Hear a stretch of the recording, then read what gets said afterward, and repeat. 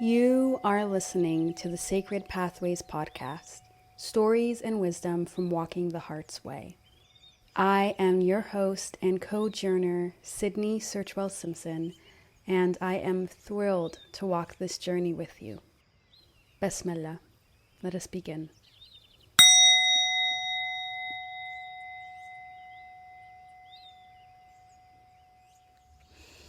Blessings, beloveds.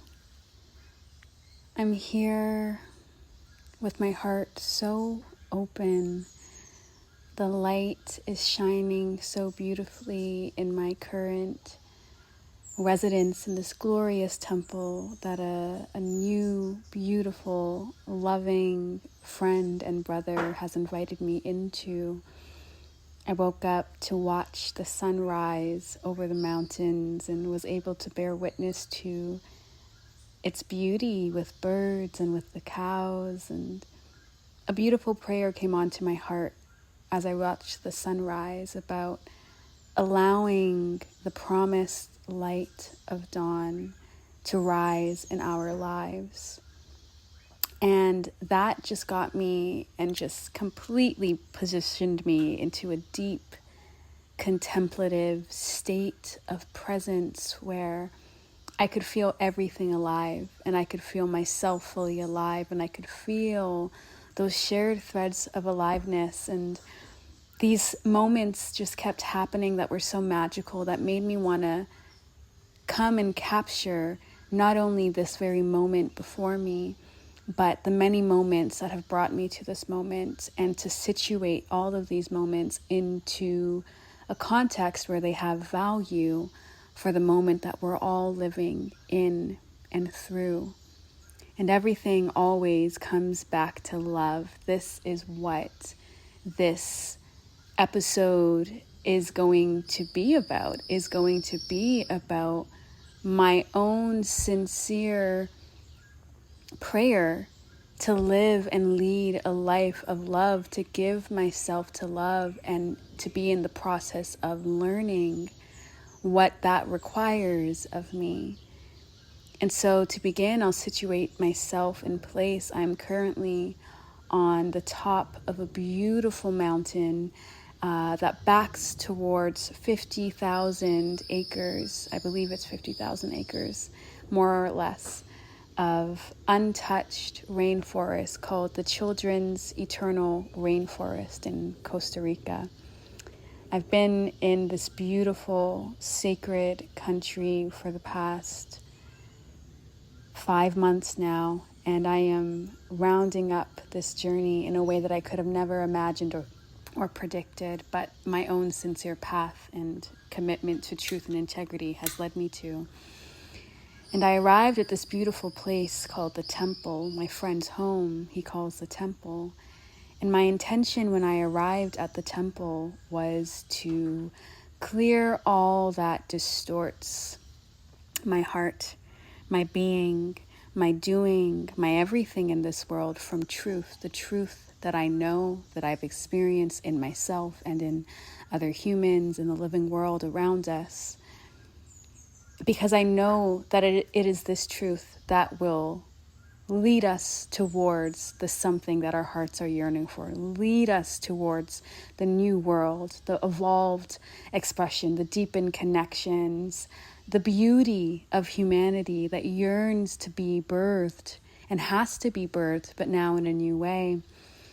And my time here has been humbling, revealing. It's been everything. I still don't have the words for it, but most of all, it is reorienting me in the most gracious way to love. I have met the most wonderful reflections of not only love, but reflections of that sincere pursuit to become more of ourselves and letting go of all that it is that we've been conditioned to believe about ourselves and about who other people are. And these mirrors have acted as the most profound, sacred teachers. I've been pulled into presence. I've been pulled into meeting the distortions that I've absorbed and meeting those distortions with love, with compassion. Whenever the inner critic shows up, just saying, I'm not going to shame you, I'm not going to critique you, but what I am going to do is love you and have compassion for you and see you and hold you, because that is what love does.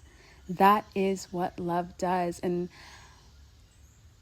this process has just shown me where it is that I was performing love, in the sense of love looks like this, love is like this, and is guiding me into deeper integrity of what love actually is. And it's hard to describe what love is, because I find that so much of love is infinite, one, and it has infinite ways of expressing itself. And so we can discover and uncover what love truly is when we are present with ourselves, willing to be present with our inner lives, with the inner lives of other humans, being willing to be present with the living world around us, the birds, the insects, the elements, the winds blowing, all of life.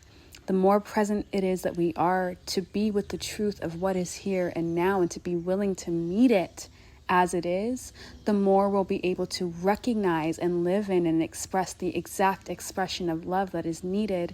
And from that point, we realize, just as there are infinite moments that we are gifted, again, the now being the eternal now, the unchanging yet always changing moment, the more it is that we tap into that and operate from a space of love, the more we witness just how expansive love is. It's amazing. My heart feels so clear. My heart feels so open, and what a gift, because I'm like, yes, this is, and I've said this to myself and many times on my path, from the first time I worked with Rapé, from, when it is that I hold and I'm with my nieces and my nephews. So many moments in my life have reminded me this is how it is that I am called to live in this world. Fully open, fully here, fully loving.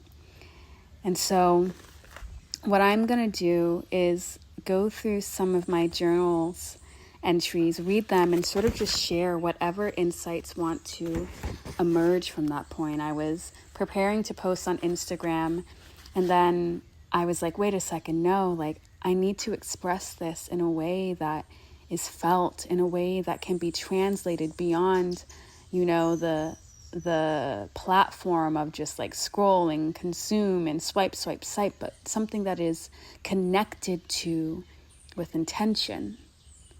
And I think that podcasts and, books and other ways of sharing and translating information are ways that require greater intention than a scroll that might be accessed with less consciousness, with less conscious awareness.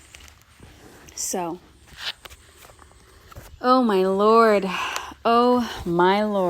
is love taking hold in this one's life? As I prayed for, I gratefully receive it. So let's see what's here. I've been so in my process, I haven't even written dates. So I had written at some point this past week, nothing can replace love. Nothing can replace connection. What if love has always been the legacy I've been asked to leave? Something eternal that ripples beyond the ego's need to be seen as a hero. Use my life for love, God. That is all I ask. And then I had received the download, the intuitive hit.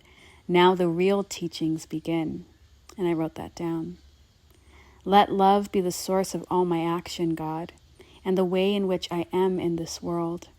May my devotion to love and its truth and possibilities ripple across the cosmos, creating more space for our inevitable return home. From give to me, proof that I am enough or valued, give to me security, give to me validation, to what can I give? The energetics are so different. Now, this is profound for me. One of the deep aspects of shadow work that I've been diving into is two things mentioned here. One, the identity that was formed out of necessity that feels like it has to save the world or save other people.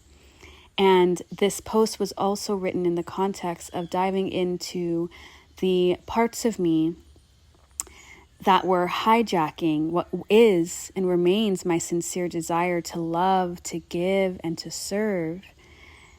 They were hijacking that sincere desire in order to be proven as valuable or to be proven as worthy or to find security or validation that I am enough in this world and I am enough because people find some sort of value from me. And this was such a massive unraveling of an identity that no longer serves. It did at some point, and I'm grateful for how it has served me, but it no longer serves where it is that I'm moving forward in my life and where life is asking me to evolve. And so what's so beautiful here is that in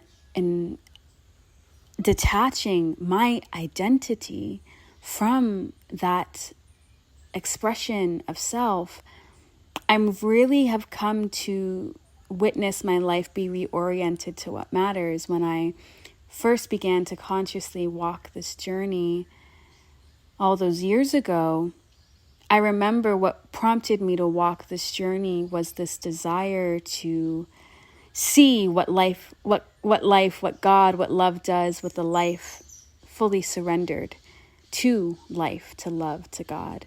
And that's still here and present. And I love what it is that I'm witnessing. But that was really centered on this understanding of purpose being connected to career, which isn't always true. And so I was like, okay, we got to find a way to make it here so then I can find proof that what it is that I feel within me, this call to love, this call to give, this call to serve is made valid because there's a career that says, hey, this path is valid. And life has gifted me with that not coming together because it would just reaffirm the myth, the narrative, the lie that love, that giving, that service, that what feels true in my heart is only made valid by something external.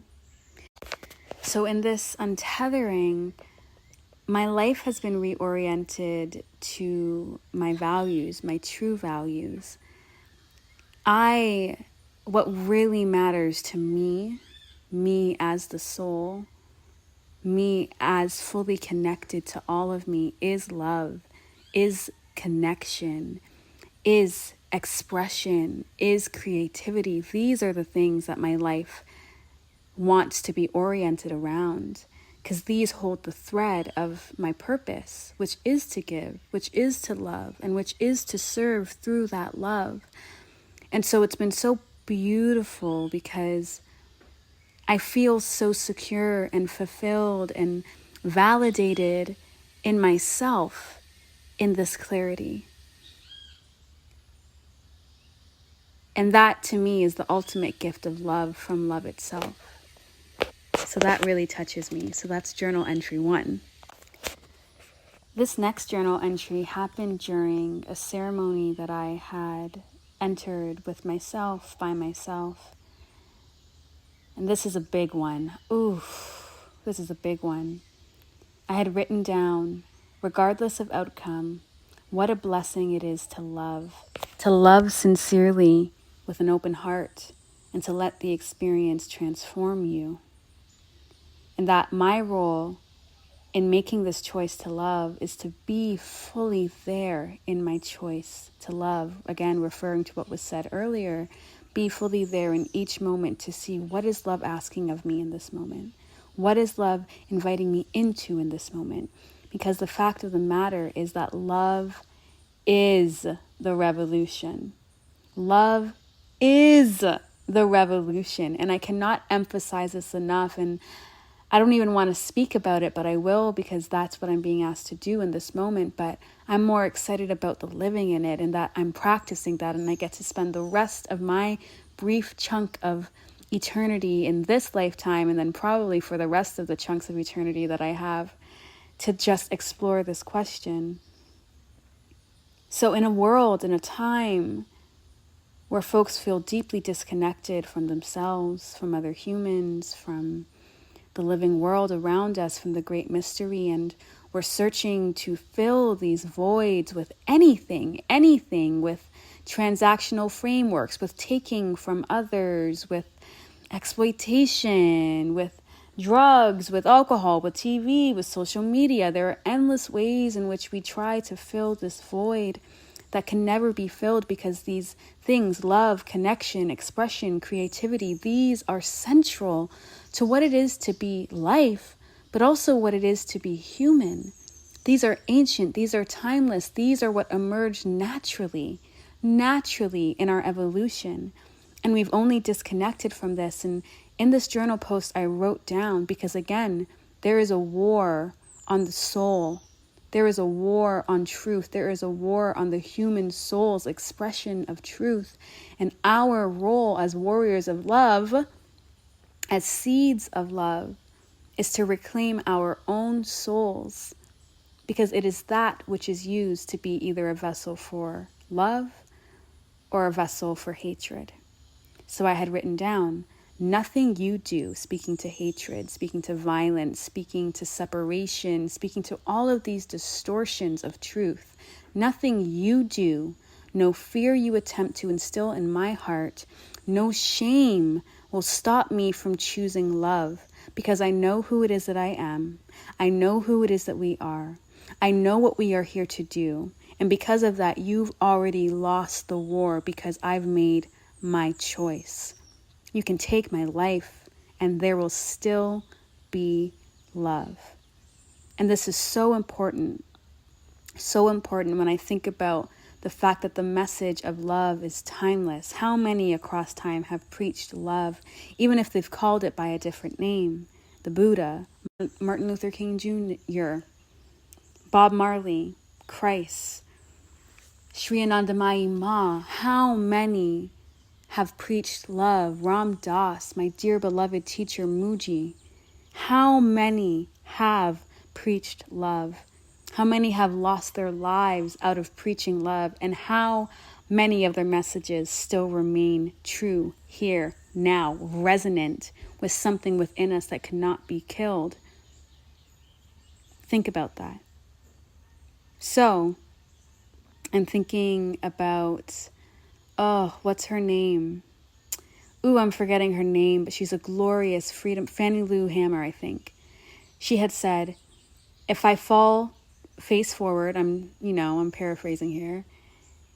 If I fall in this fight for freedom, at least I fall 5 feet 4 inches forward in freedom, something like that.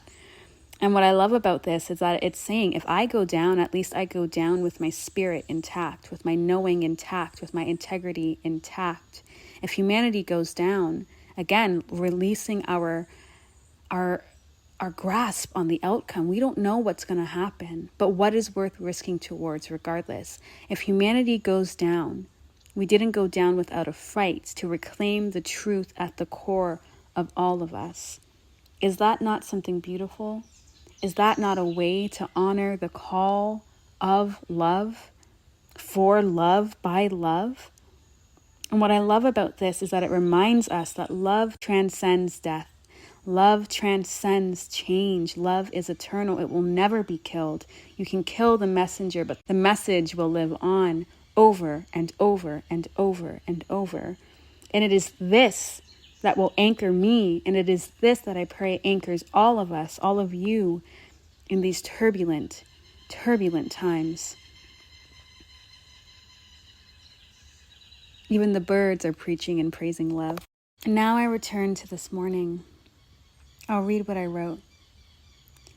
I woke up this morning, thank you God, and was able to bear witness to the beautiful sunrise in the mountains valley. How blessed am I to bear witness to the gift. Today a prayer rests on my heart to let the light of dawn rise fully in my life, to not resist its awakening out of fear, and to instead embrace its temporal, cyclical role in the wholeness of the strange, mysterious, and sacred experience of ours. The beautiful thing about love is that it makes what appears to be life's burdens less heavy. Then we realize that these burdens or sufferings were just pathways for love to take up greater room in our hearts and our lives. In my hurry to see the sunrise, I left the screen door slightly ajar, and a bird had flown into the house. I remained calm and kept whispering to the bird, feel the wind, it will show you the way, for it would guide them to the open doors and windows that I opened for them to become free. It all felt symbolic, life's wisdom guiding me as I guided the bird back to their home. It is the most vulnerable and therefore the most liberating, holds the most potential for liberation thing in life, to allow love, to allow hope, to allow possibility, to allow unthought of but deeply felt horizons take root in our lives, and to face that with the fear, to face that with the doubt, to face that with the beliefs and the narratives of unworthiness, or the being uncertain about its validity, or questioning what the heck am I doing. It is sacred. It is a sacred act to say yes, to allow and to embrace the light of dawn to rise in our lives, and to embrace it knowing that there is no guarantee, that the only guarantee is that this will end, this time will end, our lives will end, and that's just a part of the cycle of life. So why not use the gift of our presence, the gift of our aliveness, the gift of our yearning, the gift of that anything that pulls our hearts into what's the word I'm searching for? But anything that really awakens our hearts and enlivens our spirits, to say yes to that. And for that to be how it is that we live in our role in the strange, mysterious, sacred experience of life. And I've had so many moments lately where I'm moved to tears by how love has taken root in my life, how the people who have been entering my life and who are entering my life are such sacred reflections and teachers and co-creators and companions and accountability partners in love. They are reflecting the most beautiful aspects of myself back to myself, and I to them.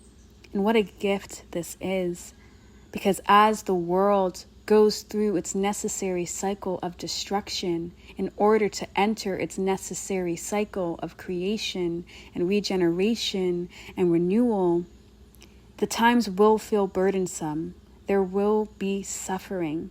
And we have to find the strength within ourselves to not only accept this, but to embrace it as a part of the journey that we can meet with greater strength, with greater clarity, when we strengthen the pool, the essence, the truth of love within ourselves, and share that with our community, our human community, our beyond human community, and the community that makes up this mystery that we are deeply tethered to. And here we realize that these burdens or sufferings, which could be called all kinds of things, the limitations of good and bad, evil and whatever, blah, blah, blah, blah, blah. These burdens, these sufferings, they can remain as burdens or sufferings. But when we choose love, we see them from a different perspective. We see how they were pathways, invitations for love to take up greater room within ourselves, within our lives, and within the lives of all.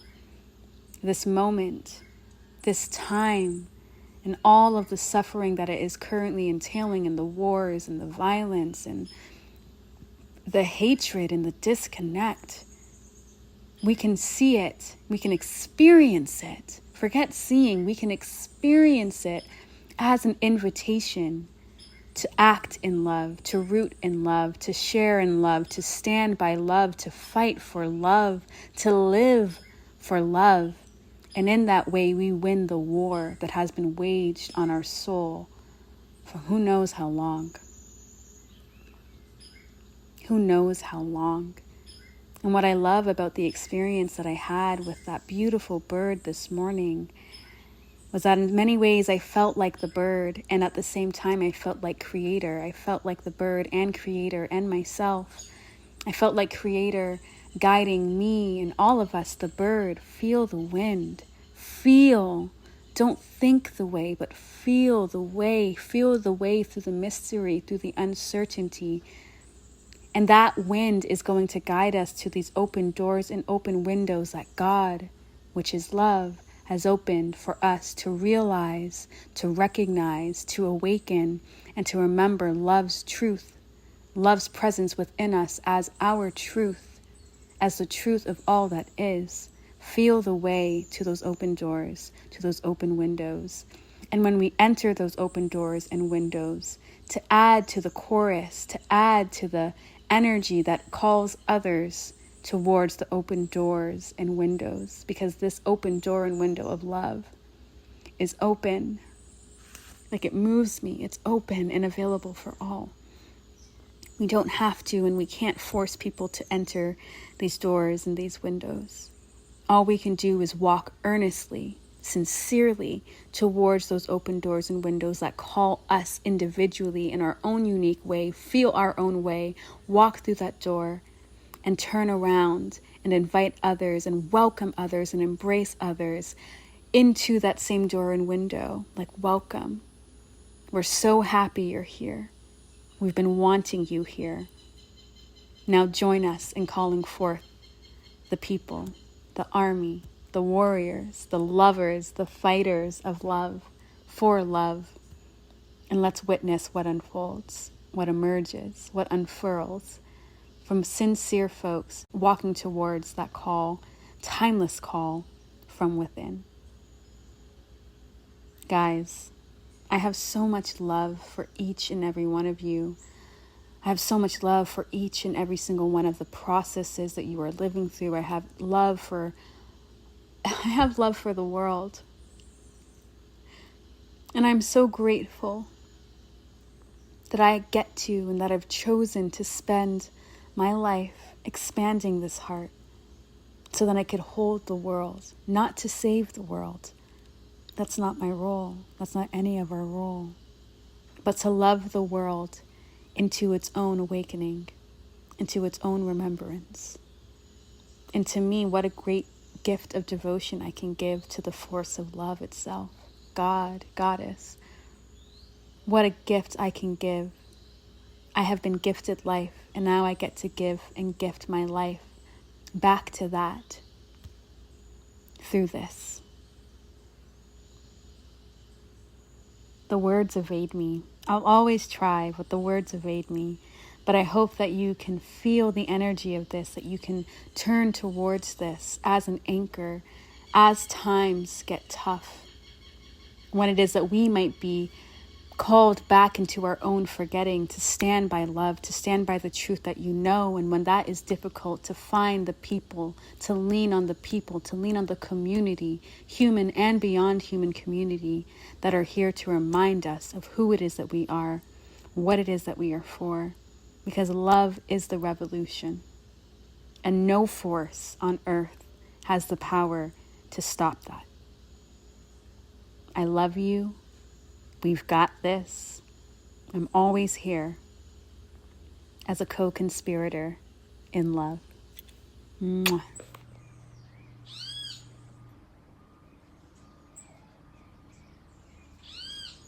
Blessings, dear ones. Thank you so much for listening and receiving this episode.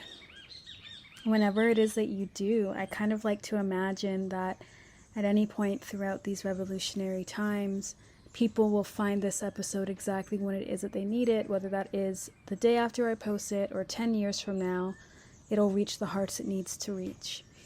Sending a little bit of an update. I have been really working and getting clear on what it is that I'm here to offer the world in service. And I have some updated offerings on jivanmuktahealing.com.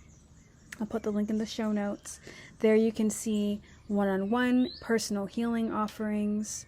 You can see ceremonies and retreat offerings. You can also see some of the new artivist projects that have been created and have been so juicy and fantastic for me. Songs, performative storytelling, lots of music is coming out soon. What else do I have? Oh, and public speaking. I talk. Did you guys know?